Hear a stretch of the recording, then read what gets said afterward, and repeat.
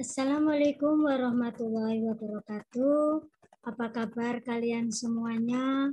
Semoga kalian tetap semangat dan harapan Ibu kalian tetap menjaga protokol kesehatan supaya keadaan kalian tetap sehat serta selalu dalam lindungan Allah Subhanahu wa taala. Amin ya rabbal alamin. Nah, pertemuan materi PKN kali ini yaitu tentang membangun masyarakat, ya. Jadi sistem pertahanan dan keamanan negara NKRI, ya. Namun sebelum kita awali penyampaian pembelajaran kali ini, mari kita berdoa terlebih dahulu. Berdoa dimulai.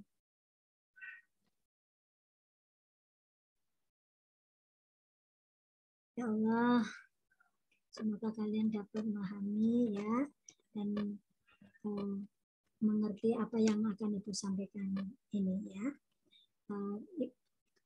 Kita bahas sekarang tentang sistem pertahanan dan keamanan negara NKRI. Ya, sistem pertahanan dan keamanan negara Republik Indonesia ini, bangsa Indonesia tidak akan dapat mewujudkan kemerdekaannya tanpa perjuangan dari mereka, yaitu pahlawan negara kita dalam memperjuangkan pertahanan kemerdekaannya. Seperti yang kita ketahui, banyak pahlawan yang memperjuangkan kemerdekaan dengan mengorbankan segala jiwa dan raganya. Ya,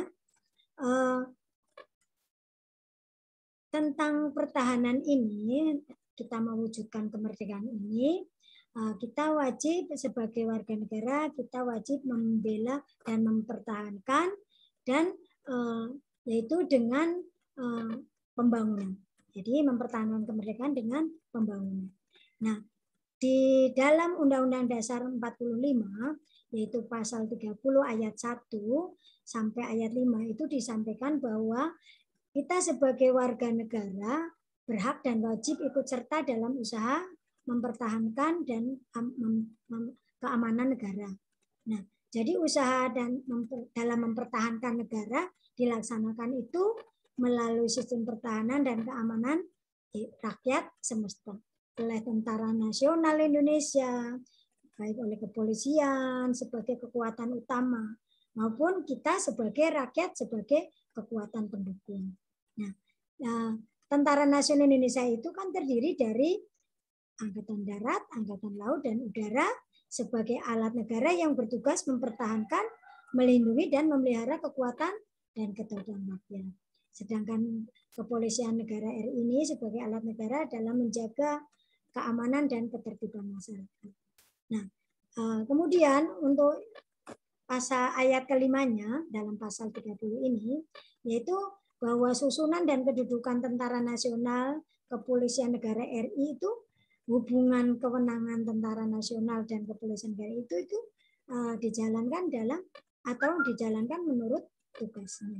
Ya, itu tentang sistem pertahanan dan keamanan negara Indonesia, di mana sistem pertahanan keamanan ini dikembangkan oleh rakyat yang semesta dalam usaha mempertahankan keamanan negara yang dilaksanakan oleh Tentara Nasional dan Kepolisian RI sebagai kekuatan utama, yaitu rakyat sebagai kekuatan pendukung.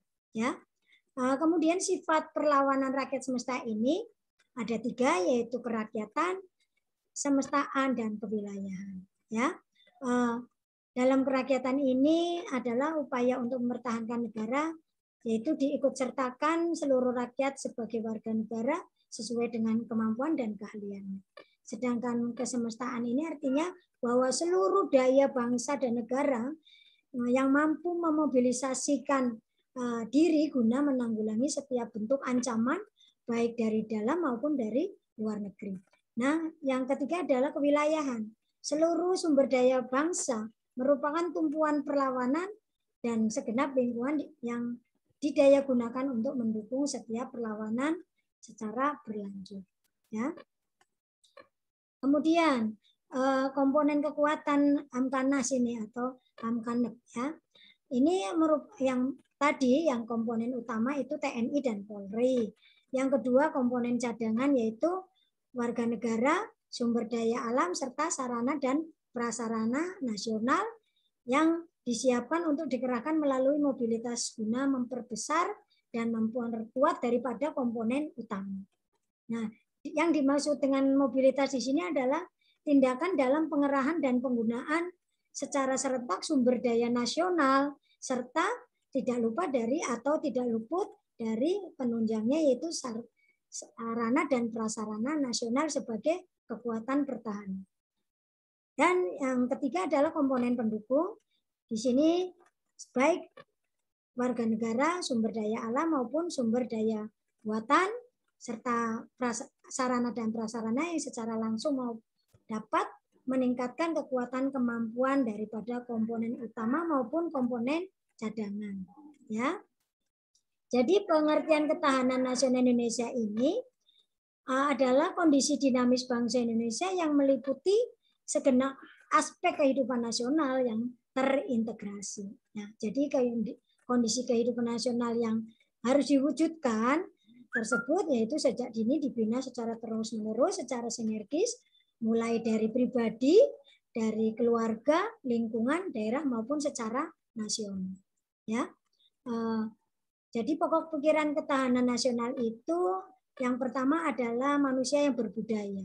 Di sini manusia yang berbudaya ini merupakan salah satu makhluk Tuhan di mana manusia dikatakan sebagai makhluk yang sempurna karena selain memiliki naluri, kemampuan berpikir, akal juga dalam berbagai keterampilan. Itu merupakan unsur pokok penunjang daripada ketahanan nasional. Kemudian yang kedua adanya tujuan nasional. Kemudian adanya falsafah bangsa dan ideologi negara. Ini menjadi suatu pokok pikiran dalam ketahanan suatu bangsa. Ya. Nah, jadi pengertian konsepsi ketahanan nasional ini dikembangkan melalui pengaturan dan penyelenggaraan kesejahteraan dan keamanan yang secara seimbang, selerasi, dan selaras dalam seluruh aspek kehidupan seluruh masyarakat secara utuh, ya, secara terpadu yang berlandaskan Pancasila, juga Undang-Undang Dasar 45, serta wawasan Nusantara. Ya. Jadi konsepsi ketahanan nasional Indonesia ini merupakan suatu pedoman atau sarana untuk meningkatkan keuletan dan ketangguhan bangsa di mana mengandung kemampuan dalam mengembangkan kekuatan nasional dengan pendekatan kesejahteraan dan keamanan. Ya. Jadi konsep keamanan nasional Indonesia ini bersumber pada falsafah dan pandangan hidup bangsa Indonesia yang berdasarkan dengan nilai-nilai dari Pancasila, di mana asas-asas daripada bangsa Indonesia ini dalam menjalankan ketahanan negara ini menganut beberapa prinsip, yaitu bahwa bangsa Indonesia itu berhak dan wajib membela serta mempertahankan kemerdekaan dan kedaulatan negara. Jadi adanya keutuhan wilayah dan keselamatan ini bagi segenap bangsa dari segala ancaman, baik ancaman dari dalam maupun dari luar.